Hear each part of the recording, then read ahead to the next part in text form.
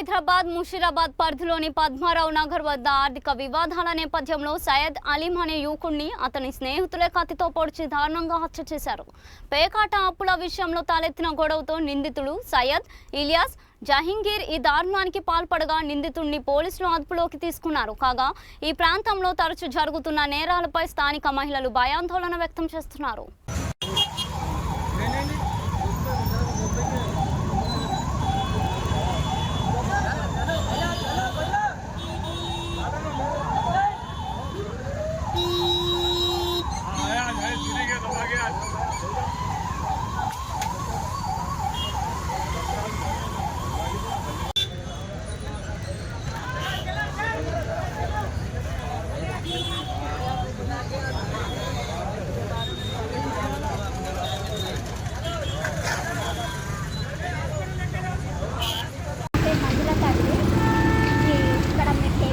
పక్కకే ఉంటాము.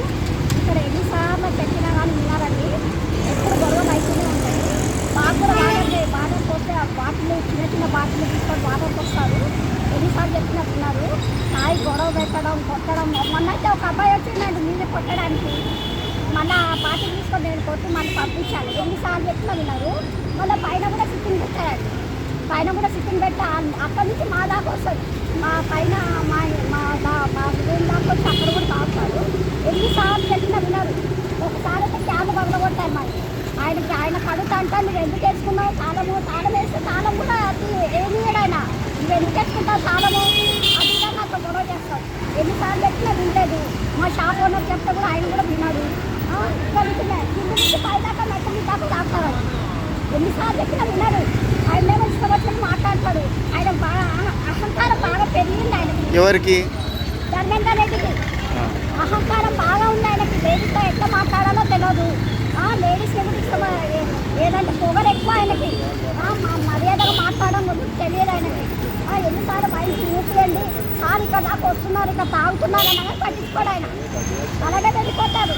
మీరు ఎన్నిసార్లు చెప్పినా విన్నారు. మాకు చాలా ఇబ్బంది అవుతుందండి. ఇక్కడ నుంచి ఆసక్తి పిల్లలందరూ ఇక్కడ నుంచి వెళ్తారు. ఆ గదిలో వస్తుంది ఈ గదిలో వస్తుంది. పిల్లలు వెళ్ళడానికి పిల్లలు వాటర్ రావడానికి చాలా ఇబ్బంది అవుతుంది. ఎన్నిసార్లు చెప్పినా కానీ ఆయన పట్టించుకోడు. పోలీసు వాళ్ళు పట్టించుకోరు.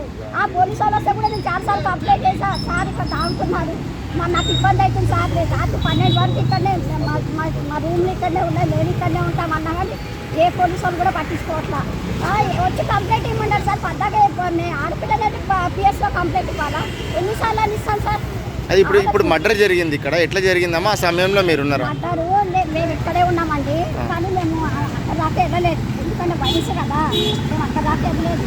అక్కడ ఎవరో కొట్టుకున్నారని మేము ఇక్కడి నుంచే చూస్తున్నాం. కొట్టుకున్నారు వీళ్ళు ఎవరన్నా ఆపాలి కదా. ఇప్పుడు మందమ్మినంత మాత్రమే కాదండి. గొడవ అయినప్పుడు వాళ్ళని చూసుకోవాలి. అది చూడరు వాళ్ళు. వదిలేస్తారు సెల్ఫీలు తీస్తారు. కానీ ఆ గొడవ ఎందుకు అవుతుంది ఏంటని ఆపరు. ఆ పాపం వాళ్ళు కొట్టుకొని లాస్ట్గా ఆయన ఏం చేశాడు పల్లిలో ఏదో తీసి పొడిసేసాడు. చనిపోయాడు అతను? చనిపోలే కొన్నా ఊపిరి మీద ఉన్నారండి. కానీ అందరు సెల్ఫీలు తీస్తున్నారు కానీ ఎవరు కూడా అంబులెన్స్ని ఫోన్ చేయలేదు. నా పిఎస్ఓలో ఫోన్ చేయలేదు. పాపం లాస్ట్ కొన్నా ఊపిరితో రక్తం నా కళ్ళ ముందే అండి రక్తం పాపం. తర్వాత అంబులెన్స్ వచ్చి 1 గంట వరకు పోలీసు వాళ్ళు రాలేదు. ఎన్ని గంటలకు జరిగిందమ్మా ఇది? 5:36 అవుతుందండి. ఆ మధ్యలో జరిగింది. పోలీసుల కంప్లైంట్ ఎవరైనా చేశారా? తెలియదండి వాళ్ళకి. సరే ఇప్పుడు ఈ న్యూసెన్స్ మీకు తరచూ జరుగుతూనే ఉంటుందా? మాకు ఎప్పుడు అవుతుందండి. మాకు ఎప్పుడు ఎన్నిసార్లు చెప్పానండి. నాకే అయ్యింది న్యూసెన్స్.